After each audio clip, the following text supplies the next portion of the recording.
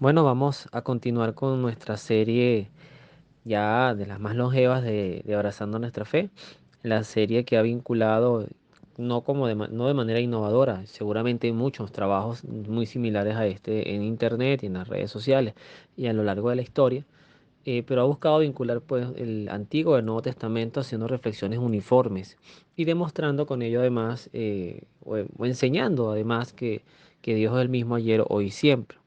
Y hoy vamos a estrenar un nuevo libro, hoy vamos a trabajar con el profeta Malaquías y dentro de la introducción que tiene el libro en la versión latinoamericana, dice el texto, poco después de Ageo y Zacarías, este profeta interviene para corregir varias costumbres malas de la comunidad. Por medio de Malaquías, Yahvé discute con sus razonadores que le piden cuentas y no reconocen su amor. Hoy el tema va a estar centrado un poquito en cómo le damos gloria a Dios, qué tan importante realmente es Dios en nuestras vidas. Y por supuesto, cuando yo hago estos cuestionamientos, no crean que lo estoy haciendo desde la barra del frente, ¿no? Desde el lugar de los justos, de los santos. Al contrario, estos son cosas que muchos de los temas, por no decir todos de los temas que yo abordo en esta serie, pues son temas muy personales, es decir, nacen de mi propia vida, de mi propia forma en la que en estos 42 años de vida que tengo al momento que hago esta grabación, eh, pues me he relacionado con Dios, no siempre de la mejor manera, no siempre dándole lo mejor.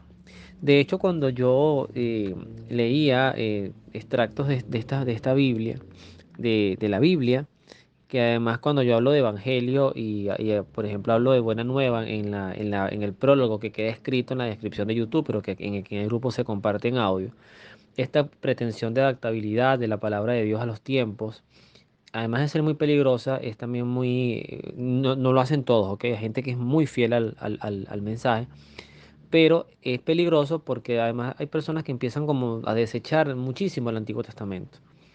Hay personas que capaz ven esta serie por primera vez o la escuchan y saben que hubo cuatro evangelistas o cuatro versiones de un mismo Jesús, que son los evangelios. Pero toda la Biblia es evangelio, toda la Biblia es buena nueva.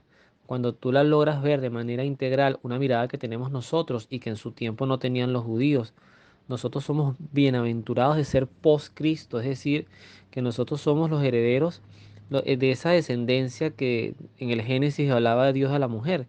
Tu descendencia tendrá enemistad contigo cuando le hablaba el demonio a través de la serpiente. Nosotros somos los hijos de Dios, los hijos de la fe, somos el nuevo pueblo de Yahvé, o por lo menos estamos llamados a hacerlo. Pero ciertamente la Biblia es constantemente corrección.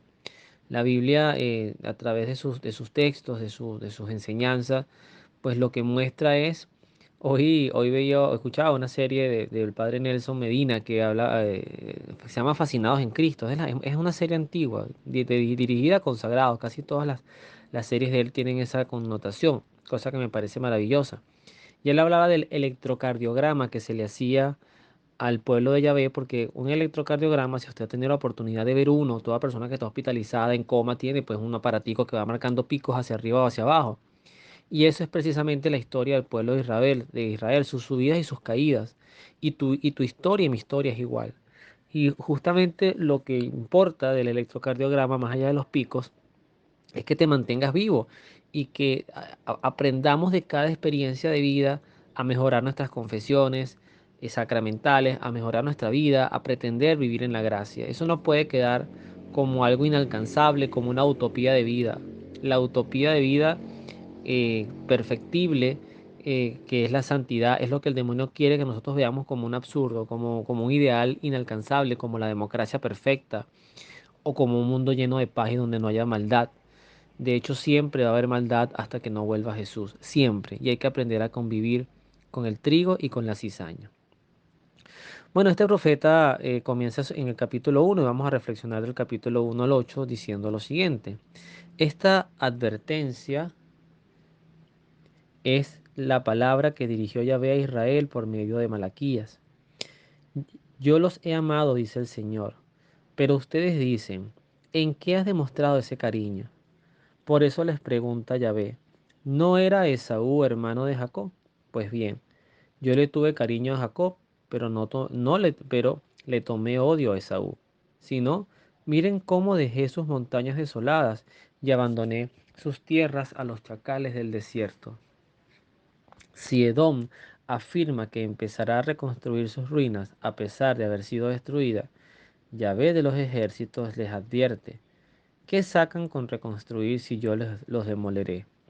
A ustedes los llamarán país maldito y nación con la que Yahvé se ha disgustado para siempre. Con sus propios ojos podrán ustedes comprobar esto. Entonces exclamarán: el poder de Yahvé traspasa las fronteras de Israel. Luego dirá a partir del versículo 6 una pregunta, un título que dice: ¿por qué me faltan al respeto? Y dice: el hijo honra a su padre, el servidor respeta a su patrón. Pero si yo soy padre, ¿dónde está la honra que se me debe? O si yo soy un patrón, ¿dónde el respeto a mi persona? Esto es lo que Yahvé de los ejércitos quiere saber de ustedes, sacerdotes que desprecian su nombre. Ustedes dirán: ¿en qué hemos menospreciado tu nombre? Miren ustedes, presentan sobre mi altar alimentos impuros. Ustedes aseguran, replicarán: ¿en qué te hemos profanado? Lo han hecho cuando han presentado en la mesa de Yahvé algo que no merece respeto. Cuando ustedes traen para sacrificarla una bestia ciega, o cuando presentan una copa, una coja o enferma. ¿Creen que actúan bien? Llévasela al gobernador a ver si queda contento o si recibe bien, dice Yahvé de los ejércitos. Palabra de Dios, te alabamos, Señor. En este primer punto de la reflexión, es bueno que siempre entendamos que si bien no es que Dios disfruta hacernos sentir mal, es peligroso una experiencia de fe cristiana donde tú no te sientas constantemente interpelado. Y les voy a poner un ejemplo muy sencillo. Yo soy papá, tengo 6 años ejerciendo la paternidad, ya próximos 7 años, que es la edad de mi hijo. Y junto a mi esposa, pues nos ha tocado toda una experiencia enriquecedora. Pero yo me atrevería a decir, sin temor a equivocarme, que desde que mi hijo tiene más conciencia, más se expresa solo, tiene ideas, tiene voluntad de hacer cosas, iniciativa, y en cierta forma anda siempre como a veces caminando, no siempre, anda a veces caminando entre hasta dónde puedo infringir lo que mis papás me dijeron, hacerme loco. O sea, ya se empieza a ver esa malicia que, bueno, todos las tenemos y las tuvimos. Creo que no ha habido un día, y es lo que quería reflexionar, creo que no ha habido un día que yo no regañe a mi hijo. No, no de pegarle, pero sí regañarle, llamarle la atención, o porque se levanta tarde, o porque no quiere hacer las actividades, o porque solamente quiere jugar, o porque no se quiere sentar a comer, o porque no se quiere ir a dormir. Siempre es una dinámica, y mi esposa igual. Y seguramente si usted es padre de niño, me dirá exactamente lo mismo. Es más, sería extraño que no ocurriese así, porque entonces estamos hablando de un niño que no está siendo supervisado, acompañado en su formación. Ese mismo esquema para mí es el esquema de Dios con nosotros, porque además les digo, a mi hijo lo amo profundamente y bárbaramente. O sea, está en el top de los amores de mi corazón después de Dios. Dios de primero, aunque yo digo, eso me lo cuestiono, yo creo que Dios merecería más, una mejor demostración de mi amor, porque hacer este tipo de actividades o dar catequesis en la iglesia, eso no te hace un buen servidor de Dios. Por eso Jesús decía: no todo el que me diga Señor, Señor entrará en el reino de los cielos, sino el que haga mi voluntad. Y yo no siempre hago la voluntad de Dios, muchas veces hago es la mía. Me sobrepone mi manera de pensar, critico muchísimo. Es más, hoy también que escuchaba otra charla de un sacerdote que está dando una, bueno, lo dio hace años, una catequesis que se llama Catequesis para Bárbaros, del padre Javier Oliveira, creo que él es argentino. Él en el episodio 5 que habla del pecado, justamente explica estas cosas, como nosotros, este, en cierta forma, ¿qué es el pecado? Pues no pararle a Dios, o sea, saber que Dios está allí, pero al final sobrepongo mi propia voluntad, mis ideas, mis conceptos, y me molesta que Dios me corrija, como se molesta a mi hijo cuando uno lo corrige o lo regaña, pero yo no dejo de amarlo. Entonces esa relación es importante porque aquí nos invita a reflexionar Dios primeramente. Primero, el que no pocas veces uno puede, más allá de cuestionar si Dios nos ama o no, yo no, por lo menos yo no he caído en esos terrenos. Este, sí he caído en el terreno de decir, no, puede ser que Dios me ame, pero a Dios no le importa lo que yo le pido. Yo he vivido puntos de quiebre en mi vida que muchas veces está vinculado con enfermedades de terceros, o sea, no mía. con la enfermedad de otras personas que pueden ser importantes en mi vida, han sido importantes en mi vida, amistades inclusive, por las quienes he orado y han muerto. Y entonces tú dices, bueno, ya va, ay, ¿por qué no me escuchaste? Porque si a ti se te acercaba una mujer sirofenicia, se te acercaba una mujer samaritana, se te acercaba un centurión romano y te pedía un milagro y tú se lo hacías, porque a mí no me lo haces si yo soy de tu rebaño. Bueno, porque el pensamiento de Dios es distinto, porque el Jesús histórico, por eso él decía, dichosos los ojos que ven lo que ustedes ven y los oídos que escuchan lo que ustedes escuchan, porque cuántos quisieron ver lo que ustedes ven y escuchar lo que ustedes escuchan y no pudieron. La generación de oro del mundo, la generación de oro del planeta en toda su historia, sin duda, fue la generación que tuvo la dicha de ver, escuchar y contemplar a Jesús. Esa es la generación de oro. Y no va a haber otra generación de oro, sino aquella que tenga la dicha de ver y escuchar el advenimiento de Jesús, que además estamos llamados a todos vivirlo. Pero eso es así. Lo aprovecharon, no lo aprovecharon, pero es así. Pero entonces, como que constantemente estamos poniendo a prueba a Dios. Demuéstrame que me amas, como esas pruebas de amor absurdas que a veces se piden en las relaciones, especialmente de hombre hacia mujer, que lo que están es cargado de profundo deseo sexual y nada más, de búsqueda del placer. Dios nos ama y el que quiera tener esa respuesta, esa no lo tenía el profeta Malaquías, ni lo tenía el pueblo de Israel, pero nosotros sí lo tenemos. El que dude del amor de Cristo sencillamente busca un crucifijo y mírelo, contémplelo. Y ahí va a haber un ser infinitamente misericordioso y entregado, que no se guardó nada para sí, que entregó todo, todo. Murió en desnudez total y cargó nuestros pecados, porque sencillamente nos amaba y nos ama hasta el extremo. Así lo dice el Evangelio de San Juan. Otra cosa importante es que a Dios no le damos lo mejor. Y yo voy a poner un ejemplo sencillo de mi propia vida. He tratado de corregirlo, pero yo, a mí me invitan para una reunión y yo me he visto bien. Yo me trato de poner, además con mi esposa he aprendido a vestirme mejor porque ella dice que yo me vestía, primero no era mi talla, yo me veía como con ropa prestada y además me envejecía mucho en mi manera de vestir. Con ella he aprendido a ser más juvenil, a vestir con ropa más acorde a mi cuerpo y a verme físicamente mejor, para la gloria y para la dicha de ella. En realidad es a quien me importa eh, eh, o por quien me busco verme bien es por ella, oler bien es para ella.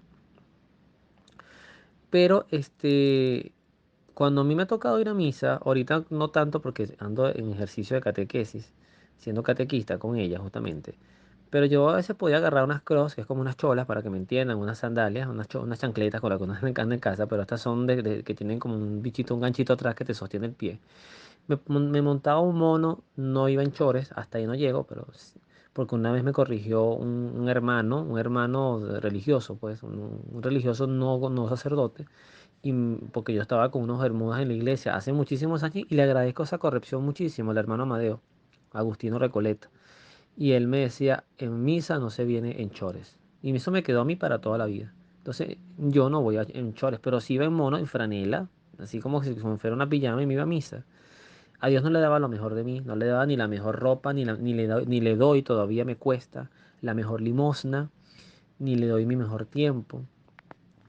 Eh, y siento que eso es una de las cosas que reclama Dios cuando habla de estas ofrendas. Pero además hace el comparativo. Llévensela a un gobernador a ver si le va a gustar, diría yo así en mi lenguaje coloquial, a ver si le va a gustar esa porquería que ustedes me están ofreciendo a mí, llévensela al gobernador a ver si les va a gustar. Y eso también es interesante reflexionarlo, es interesante mirarlo, ¿no? Cuando le damos algo a Dios, ¿qué tanta gloria realmente le estamos dando? O sea, ¿qué tanto estamos dando de nosotros para Él? Otro punto importante, bueno, que ya cuando vamos a hacer el comparativo, es lo que San Pablo nos dirá en Romanos, haciendo el enlace en Romanos capítulo 3. A mí me encanta mucho de las cartas de San Pablo, sobre todo estos tres primeros capítulos del libro de los Romanos, porque son muy contundentes, son muy directos. Habla primero a la comunidad judía, luego habla a la comunidad pagana, que era representada por los romanos, y luego hace esta reflexión, que es como una pregunta que dice, ¿cuál es la ventaja de ser judío? Vamos a leerlo para de la lectura ir extrayendo algunas ideas, ¿no? Dice el apóstol San Pablo, entonces, ¿cuál es la ventaja de ser judío? ¿Cuál la utilidad de la circuncisión? Grande, bajo todo punto de vista, en primer lugar, fue a los judíos a quienes confió Dios su palabra. Ahí me detengo porque esto es importante respetarlo. Juan Pablo II acertadamente decía que los judíos eran nuestros hermanos mayores en la fe y tiene toda la razón. ¿Por qué Dios escogió este pueblo? Primero porque no fue un pueblo constituido. No es como que Dios ahorita diga toda Venezuela es mi pueblo, no. Fue un pueblo que nació de una alianza con un individuo que fue Abraham. De Abraham vino Isaac, de Isaac Jacob y de Jacob las 12 tribus de Israel. Entonces fue un pueblo que Dios constituyó de la nada, de cero.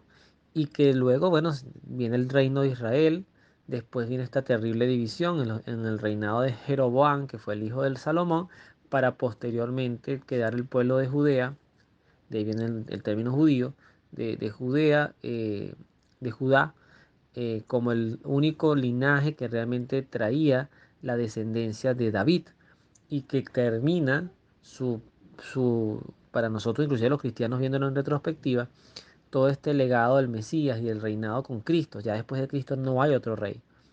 Ya después de Cristo no hay otra posibilidad de otro ser que nos gobierne y que nos reine al mundo que no sea Jesús.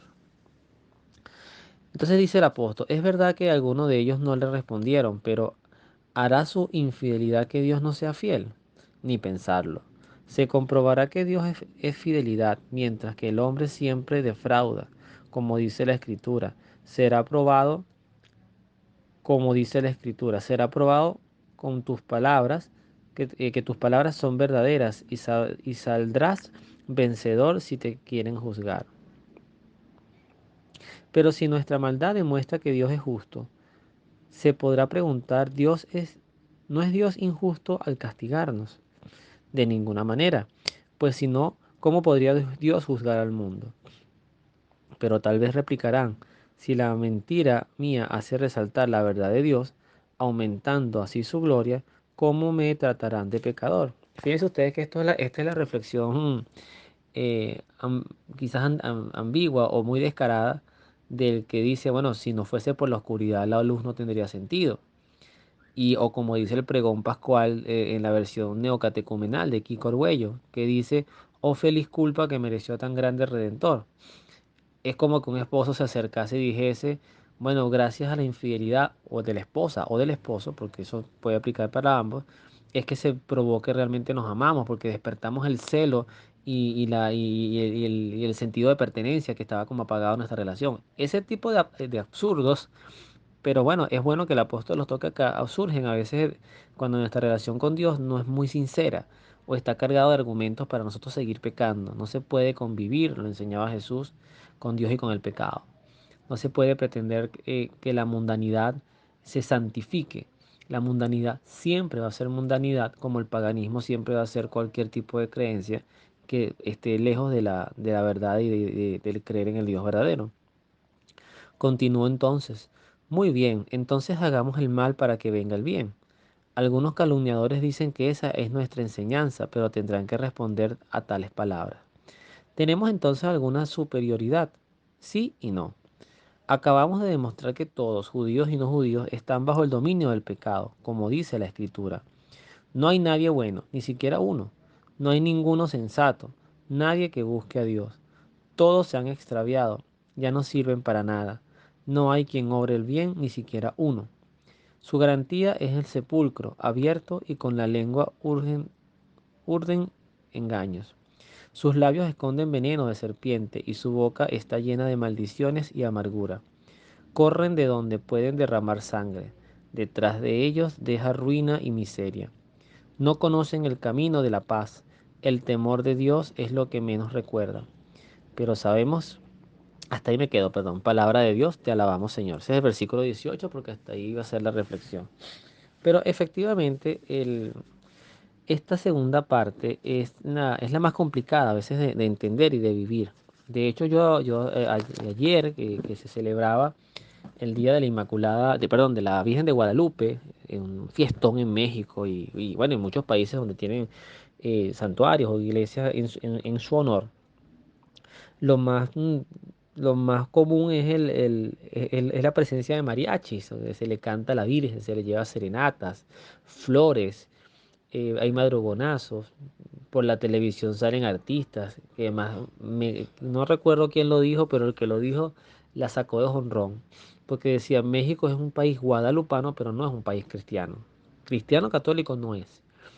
Y justamente yo hacía un micro que está en el canal de YouTube, que se llama Hoy lo vi, así te lo cuento, si no me equivoco es el episodio 43, donde decía que las flores no tapan moretones, porque a María le hemos escupido en su cara cuando hemos aprobado leyes a favor del aborto o cuando nuestras posiciones están a favor, vamos a para que nos involucremos más, a favor del aborto, del matrimonio entre personas del mismo sexo, cuando hemos atentado contra la castidad, contra la familia, cuando predicamos que esas cosas no son necesarias, cuando pregonamos la corrupción, la mentira, cuando le hemos hecho daño a otros, cuando además hablamos de horóscopos, de signos zodiacales, de técnicas ancestrales, de energías, de potencia, todo eso ofende a Dios.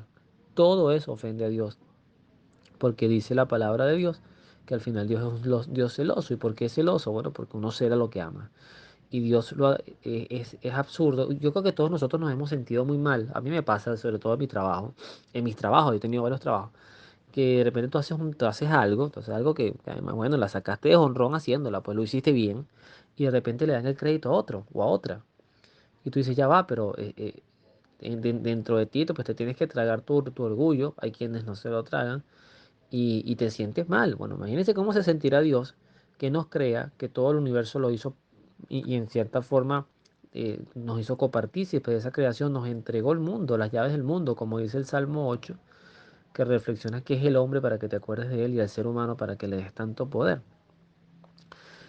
Y además para culmen, después que le fallamos, que pecamos, que le desobedecimos, que manchamos la gracia que nos dio, todavía da la vida por nosotros, muere en la cruz, se hace humano, se hace hombre, camina con nuestras limitaciones y todavía hoy por hoy hay personas que realmente desprecian la fe cristiana, desprecian a la iglesia en el que fue voluntad de Dios. Entonces, es mucho el camino que tenemos por recorrer, las cosas que tenemos que atender. Al final, y yo vengo insistiendo de esto de hace un tiempo para acá, la vida es un constante desempacar cosas, desnudarse de cosas innecesarias para que pueda entrar en pleno la gracia de Dios. Quizás no seremos un San Francisco de Asís, una Santa Teresa de Jesús, un San Agustín, quizás no seremos estos santos que realmente son San Felipe Neri, que, pues, murieron, pero vivieron toda su vida, pues no había otro respirar en ellos que no fuese Dios, un Padre Pío, para ser un poco más reciente. Pero sí podemos decir, Señor, bueno, quiero ser la mejor versión de santidad que pueda haber en mí, quiero potenciar mis dones hacia ti y de eso se trata un poquito la fe. Bueno, concluyo acá porque si no se hace muy largo el audio y gracias por la escucha y por seguir el canal también. Que Dios los bendiga, nos vemos en la oración.